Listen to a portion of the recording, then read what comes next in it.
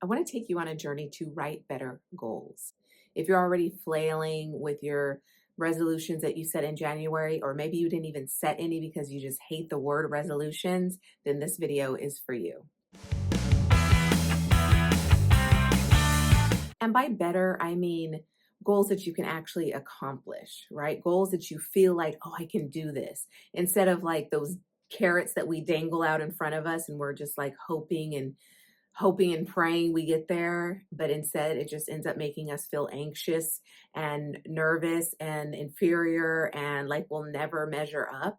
This way, we want to embody our goals. So let me explain. Instead of setting a goal that just feels nice to have or something that you carried over from last year, we want goals that actually feel present and pertinent to the moment right now and the season we're in life, right? So we want to be honest with where we are, all in all, and write goals that are true to that.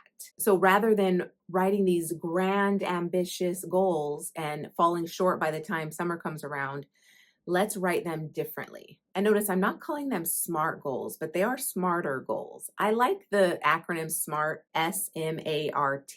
Specific, measurable, achievable, relevant, and time bound. You're going to find that the goals I'm going to help you set today are a lot like that. They take that into consideration, the SMART idea, but a little bit more nuanced. So it's going to stray a little bit from what you're used to when setting goals, but that's the point. We want to shake things up. I think the missing link on goal setting is how the goal makes you feel. You don't want to set a goal that's like so stressful in the moment just to get to some stress-free future. Because if you don't feel stress-free in the moment today, then you're not going to be stress-free later. You want the goal to feel good now, because that's the only way that goal will ever feel good later in the future when it's actually achieved. And so I teach goal setting as a marriage between mindset, energy, time, and habits. When I started writing my book, The Declutter Code, it was just a hodgepodge of stories and experiences, and didn't know what I was after. I just was kind of writing until I had an epiphany for what I wanted the book to achieve, what I wanted the book to accomplish, like give to the readers, the result they would have. And so that gave me the clarity to then reverse engineer how I wanted to set my goals for getting it done. Up to that point, I was writing this book for a good year. It took me like 12 months to get to this place.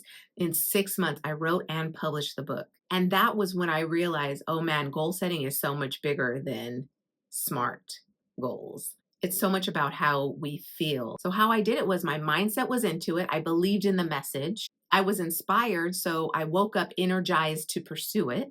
I made time for it, and I had a habit of writing 1,000 words a day toward this book getting done. So 1,000 words a day was my habit, and I was just checking that off every day. So whether it's personal or professional, we want goals that really focus our efforts and narrow our attention, right? So just almost like tunnel vision. I'm just focused on this thing because this is priority numero uno.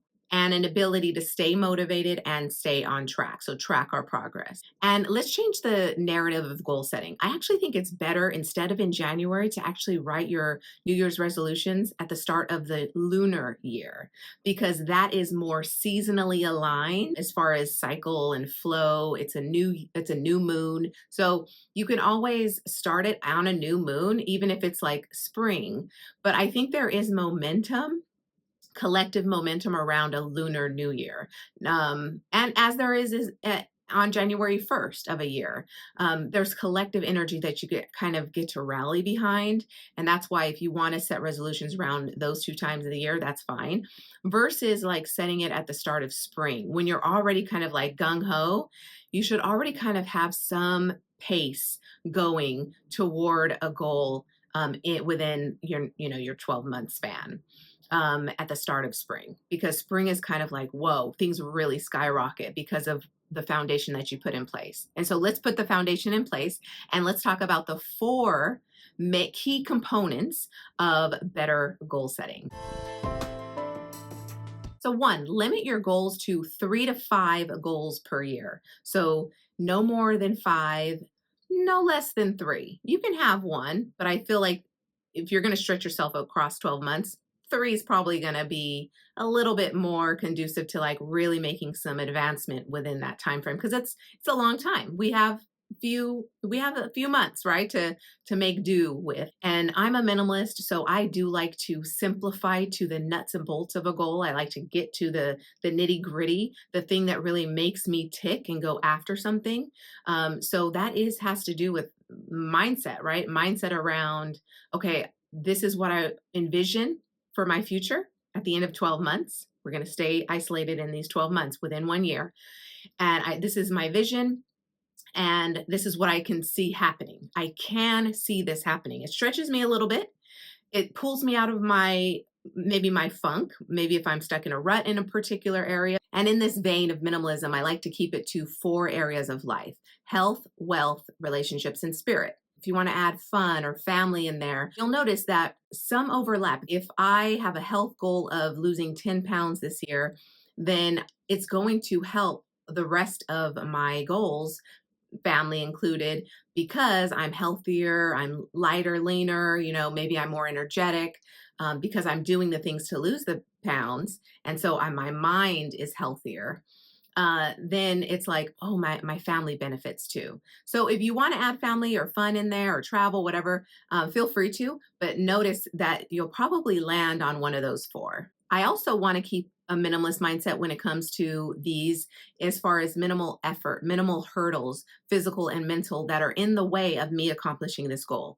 So instead of, oh, I want to feel healthier this year, I actually want to make that goal, I want to lose 10 pounds this year, but I'm going to phrase it differently, because remember, my mindset has to be involved in this. So I want to get behind this feeling of having lost 10 pounds at the end of this year. And so it's going to sound more like, I am down 10 pounds and I love the way I look. The more hurdles you put in front of you and the goal, the more distance and the more fear that gets in the way of you accomplishing the goal. It just makes it further out, the carrots dangling further out, and it just doesn't feel as accomplishable. You want it to feel accomplishable, like, oh, 10 pounds, I got this. I've done it before, you know. And then if in July you're down those 10 pounds and you've kept them off, that's also it, right? We want to keep the pounds off if that's the goal. Then in July, I can add another 5 pounds. All right. Well, I want to lose 5 more pounds, but because then I've got the momentum, I've got the mindset, I've got the energy, the time, and the habit formed around achieving this goal. And number 2, you want to set goals that alleviate stress. There's no reason to set a goal that just makes you more stressful. If anything, you want to think about this goal as being achieved and making you feel lighter and healthier and vibrant and more alive and more present in the moment. You want those things, right? So write a goal that feels like it will alleviate stress, because when you think of that goal, you're going to get inspired by just alleviating the stress. It's going to feel stress relieving to even mention the goal. I've got a goal of having more rhythm to my day. So maybe it's, I wake up every day energized and motivated to live a beautiful life, right? And that is like, whoa, okay, well then that changes my morning.